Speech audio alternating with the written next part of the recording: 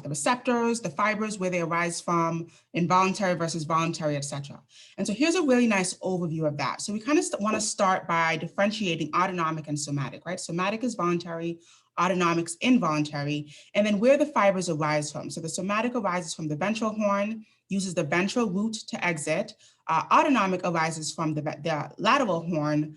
The sympathetic uses the ventral root to exit, right? The areas that they come from, so sympathetic comes from thoracolumbar, parasympathetic comes from cranial nerves, 3, 7, 9, 10, and then sacral nerves, S2, S3, S4, okay? So not the spinal nerves in this region, but the sacral nerves which enter the pelvic nerves. Then we've got the series of neurons. So in the autonomic nervous system, we've got 2 neurons. In the somatic nervous system, we've got only 1. In the autonomic nervous system, we know that the rest and digest is the function of the parasympathetic system. At rest, we know that there's slightly more parasympathetic influence. We know that the parasympathetic system has a longer preganglionic neuron. Both neurons in the parasympathetic system release acetylcholine. There are only cholinergic neurons in the parasympathetic system, right? So acetylcholine is released from the preganglionic neuron. It binds to a nicotinic cholinergic receptor, so a fast type of cholinergic receptor on the postganglionic neuron. And then that neuron also releases acetylcholine, which binds to a muscarinic, so a different type of cholinergic receptor. And then we also know that here at the neuroeffector junction, it's a little bit different in terms of the way it looks to a neuron-to-neuron synapse, okay? It's got the varicosities here that release those neurotransmitters. The sympathetic system, a little bit more complicated. We've got the myelinated white ramus fibers that enter the preganglionic neuron. We've got the shorter preganglionic neuron and longer postganglionic neuron. We've got the sympathetic chain as one of the routes of communication. So we've got the sympathetic chain, we've got collateral ganglia that's not a part of the sympathetic chain, we've got the adrenal medulla gland. And then we've got the preganglionic neuron being the only sympathetic neuron that releases acetylcholine. That acetylcholine binds to a nicotinic cholinergic receptor. And then we also know that when the fibers here re-enter the spinal nerve, so the postganglionic neuron is now gray ramus, non-myelinated when compared to the white ramus fibers of the preganglionic neuron. We also know that the postganglionic neuron releases a different type of neurotransmitter. This is an adrenergic neuron. It releases norepinephrine, epinephrine. Likewise, we've got this second route of communication here, which is to the adrenal medulla, which is where the chromaffin cells can also release these substances, but in the form of hormones as they enter the blood. This is also a neuroeffector junction, so we also see the presence of varicosities here. And then the receptors here are very varied, right? We've got different types of adrenergic receptors on different tissues. So you're going to want to know what tissues, what receptors are on what tissues, as well as what they're doing to their second messenger and what they're doing to their tissues, okay? Skeletal muscle, we said, was a lot more straightforward. We had one neurotransmitter, acetylcholine. We've got one type of receptor, always a fast receptor, always a cholinergic receptor. And then we've got that neuromuscular junction being the different type of junction here. That's going to bring about that end plate potential. If we look at those two junctions side by side, we can compare the neuroeffector junction to the neuromuscular junction. And we can think about we can think about what's happening differently at these two junctions. So the neuroeffector junction is the only junction that has a varicosity. The neuromuscular junction, we have the motor neuron or the terminal bouton. Here we have the postganglionic neuron. At the neuroeffector junction, we have two types or two possibilities for the neurotransmitter. It can be acetylcholine or norepinephrine. And as such, it can bind to either a muscarinic receptor or an adrenergic receptor. We know that there are different options as far as the second messenger, depending on what receptor we bind. I'll go over the receptors. I got a question here to go over the receptors here in a bit, so I'll talk about the receptors. On the neuromuscular junction side, only one neurotransmitter, only one receptor. We know that the mechanism for a nicotinic receptor is that it's a fast receptor. It's going to facilitate the passage of calcium sodium and potassium. And so this is always going to depolarize the membrane as more sodium enters than potassium leaves. Remember, sodium has a stronger ECDF inward, potassium has a weak ECDF outwards. And so the general movement is going to result always in excitation, which we called the end plate potential, okay? And then going to the receptors here, we can kind of use this table to speak about the receptors and their effects. So we know that the alpha receptors are usually excitatory on their tissue. We know that they have different second messenger, however, right? Alpha-1 receptors use IP3 and DAG as their second messenger. They're coupled to a G stimulatory protein.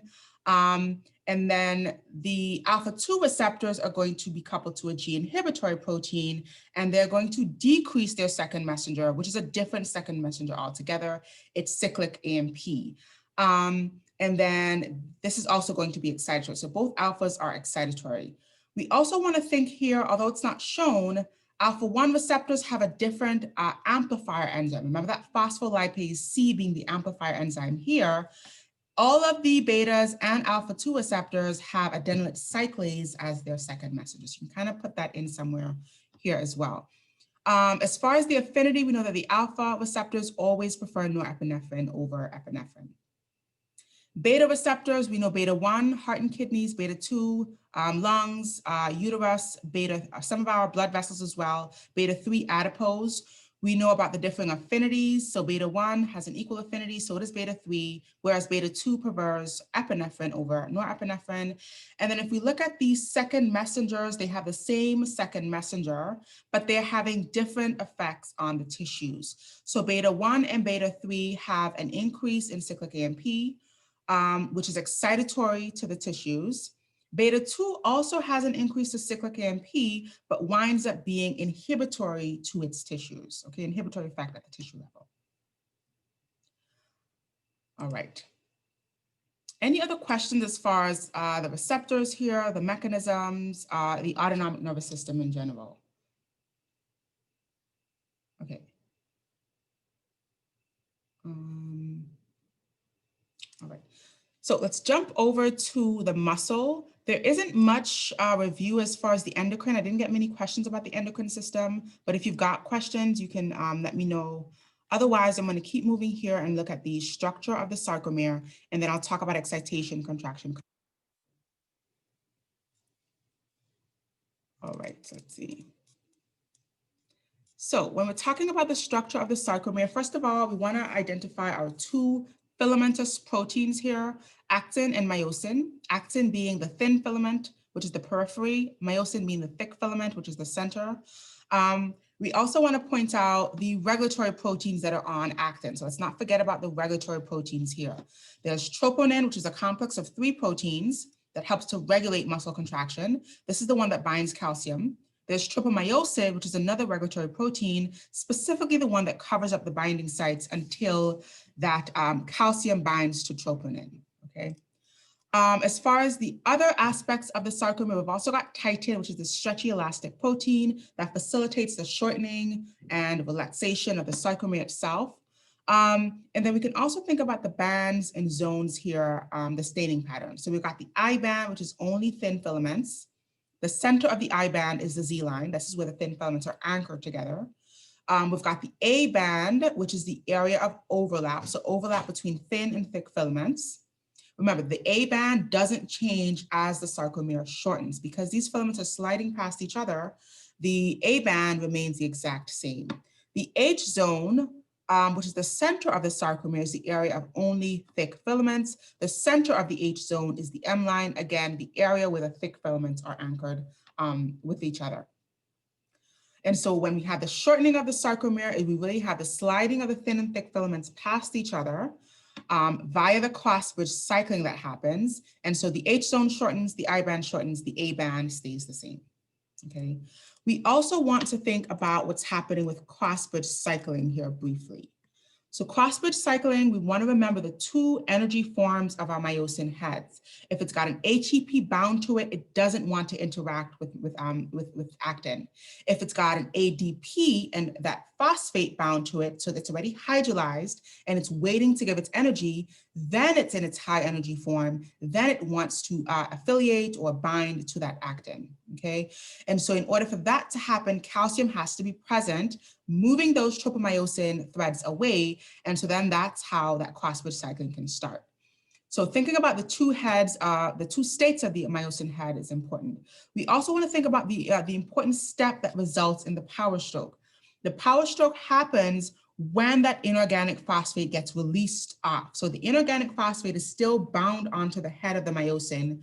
And then when it gets pushed or released off, then that power stroke is brought about. And remember, the power stroke is nothing but actin being dragged towards the M line as that myosin head pivots or, jarringly strikes towards the center of the sarcomere.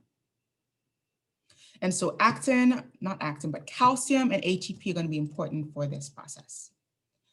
All right, let's now speak a little bit here in the remaining time about excitation, contraction, coupling. I got quite a few questions about calcium here and the movement of calcium. Let's actually go to this slide where we can see this receptor here. So when the action potential arrives from the motor neuron, it's going to propagate throughout the muscle via the T tubules. Now, if we look closely at the wall of the T tubules, it's got these two voltage sensitive receptors on it. So the T tubule specifically has the DHP or the dihydropyridine receptor. This is a voltage sensor, and that is coupled to another voltage sensor, which is also a calcium channel. That's the ryanodine receptor. And so when the voltage is picked up because of that end plate potential coming through the T tubules, it's going to pass that signal onto the ryanodine receptors. They're going to open up, and that is how we get calcium moving from the sarcoplasmic reticulum here in blue out into the sarcoplasm where it can interact with the troponin. Now, we talked about this calcium-induced opening and this calcium-induced closing of these voltage-gated channels. And I kind of talked about how this is kind of a positive feedback initially, and then it becomes a negative feedback. So when that first calcium channel opens up and calcium starts rushing out of the sarcoplasmic reticulum into the cytosol, the more calcium molecules that come into contact with this receptor, the more receptors are going to start opening up. So the other receptors on the membrane can be triggered to open up by the presence of calcium out in the sarcoplasm. And so that's what we mean by calcium-induced opening. After that first calcium opens up, more calcium channels will open up by the presence of more calcium present in the sarcoplasm. There's also the calcium-induced closing. So when we have the highest or the most muscle contraction that we can generate, so the sarcomeres are shortened to their maximum capacity, then we're just going to start to see calcium just, vibrating or bouncing around the sarcoplasm. And that is when these receptors will also pick up that there's too much calcium floating around the sarcoplasm and the muscle contraction is at its maximum. And so there's also this calcium-induced closing when there's excess amounts of calcium lingering in the sarcoplasm.